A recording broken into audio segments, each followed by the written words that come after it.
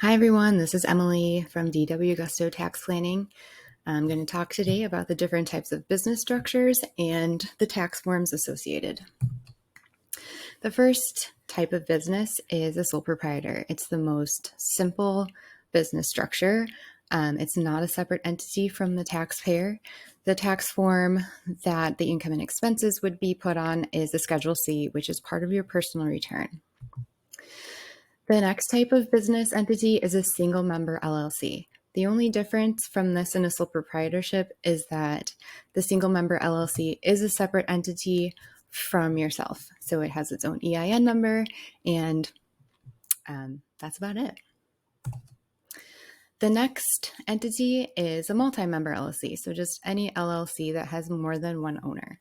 It's a separate entity from the taxpayers, and the tax form depends on a few things.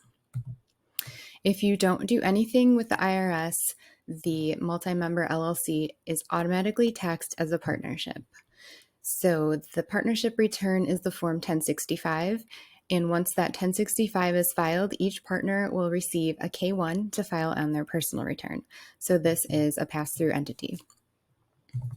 The other option is to elect to be taxed as an S Corp. So this is also a pass-through entity, and the S Corp files an 1120S. The owners still receive a K-1 with any income or loss to file on their personal taxes. And one of the key differences here between a partnership and an S Corp is how owners who are also employees of the business are paid. Owners who are also employees of the business of an S Corp need to be on the payroll and should be receiving a W-2 with compensation that is reasonable for the job that they're doing. The last option is to be taxed as a C Corp.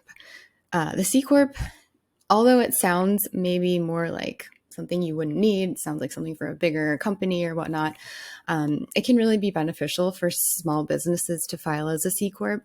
It's a complete separate entity, so it's not a pass-through entity, and the C Corp files an 1120, and the owners are just paid on a W-2. So the 1120 can be filed after your personal return. A lot of those, or for all of those other ones, the business returns have to be filed before your personal return. So there's a lot of pros and cons to all these types, and what works for you may not work for someone else. So please reach out if you have any questions to find out which one works the best for you. Thanks.